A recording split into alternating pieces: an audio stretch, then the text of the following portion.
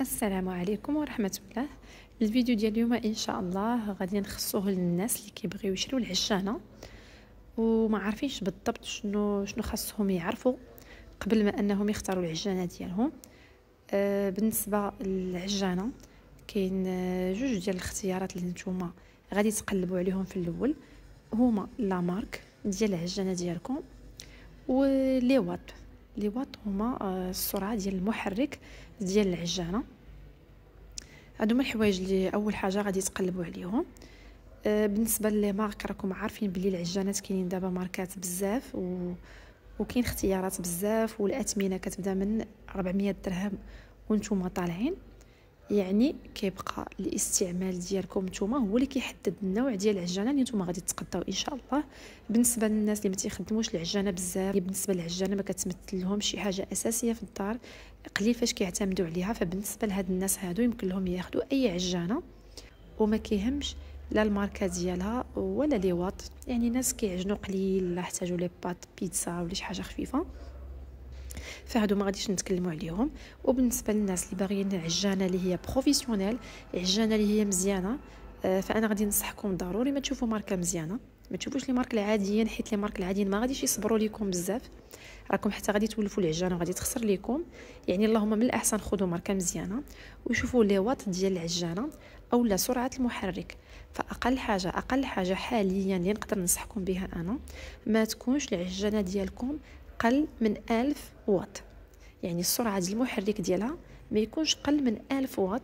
راه دابا غتلقاو 1500 الواط 1600، وهاد لي واط هادو هما اللي كيساعدونا العجانه ديالنا باش تخدم لينا وهي مرتاحه وما كيكونش صداع بزاف في المحرك.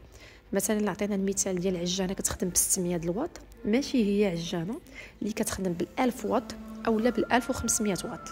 فكما قلنا العجانه كل ما كان لي واط مزيان فيها كل ما كتعجن لكم بلا صداع وكتعجن مرتاحه، وكتحسوا نتوما بالموس ديال العجينه كيتحرك بسهوله في البول، يعني ما كاينش صعوبه في العجينه.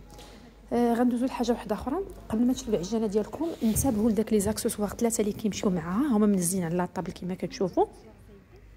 حاولوا ان الراس ديال العجينه هذاك اللي تتعجنوا به الخبز يكون غليظ، ما يكونش رقيق بزاف، حيت فاش يكون داك الراس رقيق راه العجينه كتبقى تطلع لكم للفوق المحرك وما كتبقاش في لو.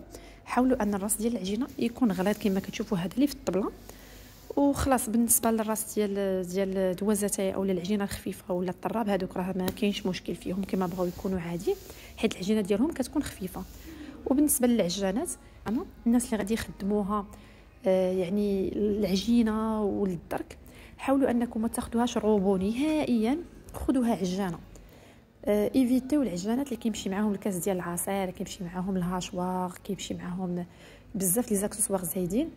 انا كنقول بالنسبه اللي غيعتمد على العجانه كعجانه يحاول ياخذها عجانه بوحدها، باش هكا حتى داك الجهد ديال الموتور ديالها ولي واط كيمشيو غير في العجينه، ما كيتوزع لكمش على لي زاكسسوار كاملين.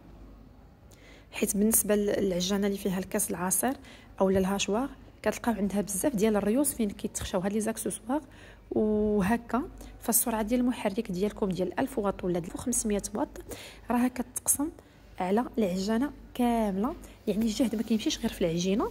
وهادو هما النصائح اللي تقدروا تستعنوا بهم باش انكم تاخذوا العجانه ديالكم. اصدقائي شكرا بزاف على المتابعه ديالكم، والى اللقاء في فيديو لاحق ان شاء الله.